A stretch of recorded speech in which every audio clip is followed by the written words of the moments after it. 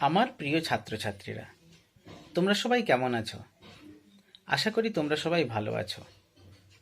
আমি তোমাদেরকে তোমাদের পাঠ্য বইয়ের 30 নম্বর পৃষ্ঠায় নবকৃষ্ণ ভট্টাচার্যের লেখা বিমলার অভিমান কবিতাটি পড়াবো। তোমরা সবাই 30 নম্বর পৃষ্ঠাটি খুলে রাখো।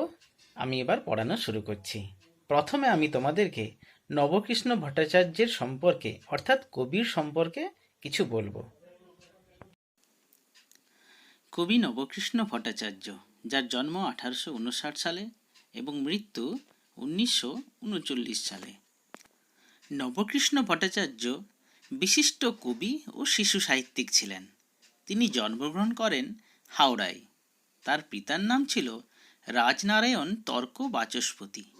কবি সংস্কৃত কলেজিয়েট স্কুলে এন্ট্রান্স পর্যন্ত পড়েন। তার রচিত প্রথম কবিতা ভারতী পত্রিকায় প্রকাশিত হয়। তিনি সখা পত্রিকার সম্পাদনা করেন 1893 থেকে 1894 সাল পর্যন্ত। শিশু সাহিত্যিক হিসেবে খ্যাতি পেয়েছিলেন নবকৃষ্ণ ভট্টাচার্য। তার রচনার মধ্যে রয়েছে শিশুরঞ্জন রামায়ণ, ছেলে খেলা, টুকটুকে রামায়ণ, পুষ্পাঞ্জলি, ছবির ছড়া ও কাজের লোক প্রভৃতি। এসো তাহলে এবার আমরা কবিতাটি পড়ি। বিমলার অভিমান, নবকৃষ্ণ ভট্টাচার্য। খাবো না তো আমি, দাদাকে অতটা ক্ষীর, অতখানা অবনীর। আমার বেলায় বুঝি ক্ষীর মাত্র নামই। খাবো না তো আমি। ফুল আনিবার বেলা যা বিমলা যা, পূজা করি দাও এনে সোনামণি মা। কাঁদিলে দুরন্ত খোকা রাখা তারে ভার, তার বেলা ও বিমলা নে মা একবার। ছাগলেতে নোটে গাছ খেলে যে মুড়িয়ে, যা মা একবার গিয়ে দে তো মা তাড়িয়ে। দাদা বসিয়াছে খেতে, দাও তো মা নুন, পানটাছে বড় ঝাল, দে মা এনে চুন। যার যত ফরমাস সব তুমি করো, তাতে তুমি বিমলাটি বাঁচো আর মরো।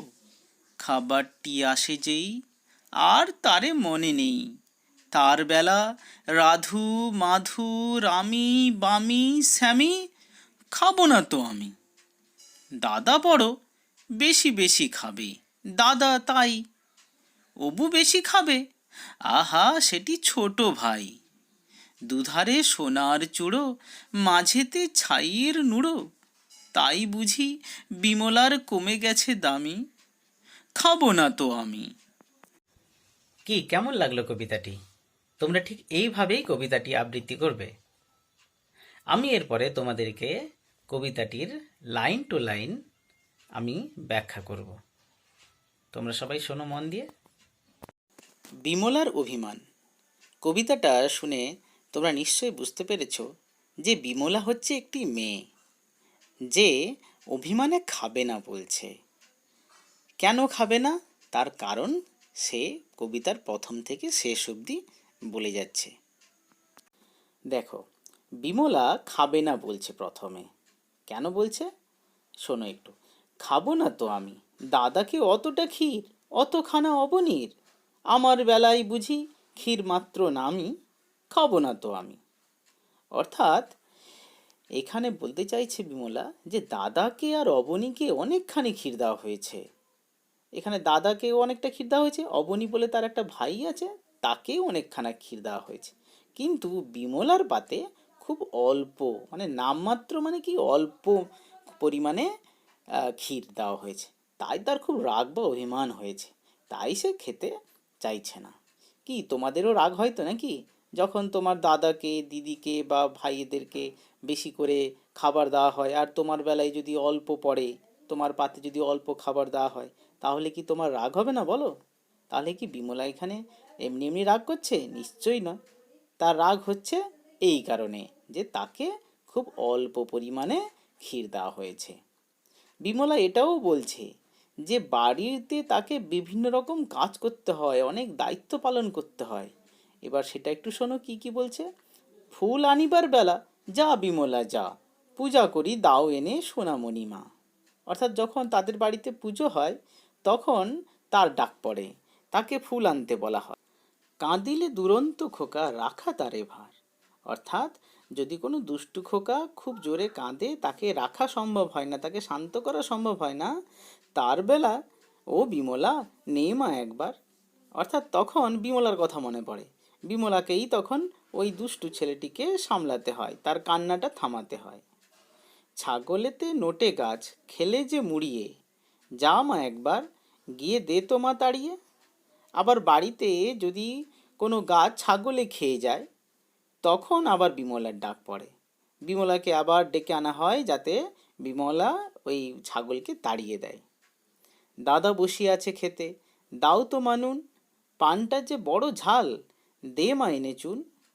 আবার দাদা যখন খেতে বসে, তখন তার পাতে যদি একটু লবণ কমে যায়, তখন সেই বিমলাকেই আবার ছুটে আসতে হয় লবণটা দেওয়ার জন্য। আবার যদি কখনো কেউ পান খায়, পান খেতে খেতে যদি আহ, উম, ঝাল লেগে যায়, তখন আবার বিমলাকেই ডাক পড়ে। বিমলাকে ডাক পড়ে কেন না, একটু চুন এনে দেওয়ার জন্য। যার যত ফরমাস সব তুমি করো। অর্থাৎ যার যত ফরমাস মানে হচ্ছে কি, ফরমাস বলতে আদেশ, অর্থাৎ সেই আদেশ তোমাকে সব পালন করতে হবে, তাতে তুমি বিমলাটি বাঁচো আর মরো। আর তাতে বিমলার কষ্ট হোক কিংবা নাইবা হোক, সেটা নিয়ে কেউ পরোয়া করে না। সবাই শুধু ফরমাস করে যায়, অর্থাৎ সবাই শুধু আদেশই করে যায়। কিন্তু তারপরেই বিমলা বলছে, দেখো, খাবারটি আসে যেই আর তারে মনে নেই। কিন্তু যখন খাবারটা খাওয়ার সময় আসে, তখন বিমলার কথা কেউ মনে করে না। তার বেলা রাধু মাধু রামি বামি শ্যামি, খাবো না তো আমি।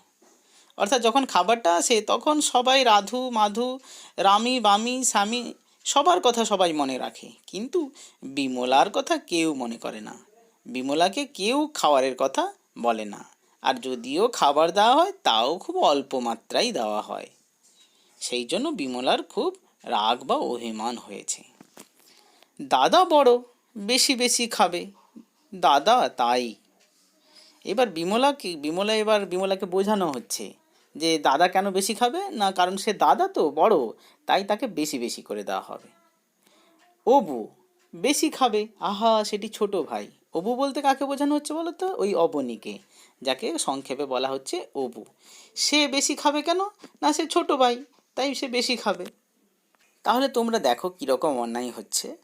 যে বড় তাকে না হয় বেশি দেওয়া হলো, সে বড় বলে, আবার যে ছোট তাকে আবারও বেশি দেওয়া হচ্ছে, কারণ সে ছোট ভাই বলে। বুঝতে পেরেছো তো? এ মেয়ে তো, তাই একে কম দেওয়া হচ্ছে, আর ভাই বলে সে বেশি পাচ্ছে। দুধারে সোনার চূড়ো, মাঝেতে ছাইয়ের নোড়ো। তাই বুঝি বিমলার কমে গেছে দামি, খাবো না তো আমি। এখানে দেখো, দুই ধারে সোনার চূড়ো বলতে দুজন ছেলেকে বোঝাচ্ছে, তার দাদাকে আর ছোট ভাইকে। আর মাঝখানে ছাইয়ের নোড়ো, অর্থাৎ সে নিজেকে বলছে। অর্থাৎ তার সাথে যেমন ব্যবহার করে বাড়ির লোকেরা মেয়ে বলে, সেই জন্য তার দাদাকে আর ভাইকে দুজনকে সোনার সাথে তুলনা করেছে, যেটা যেন সোনার চূড়ো, এদেরকে এত বেশি কদর এত বেশি ভালোবাসা ওরা পায়।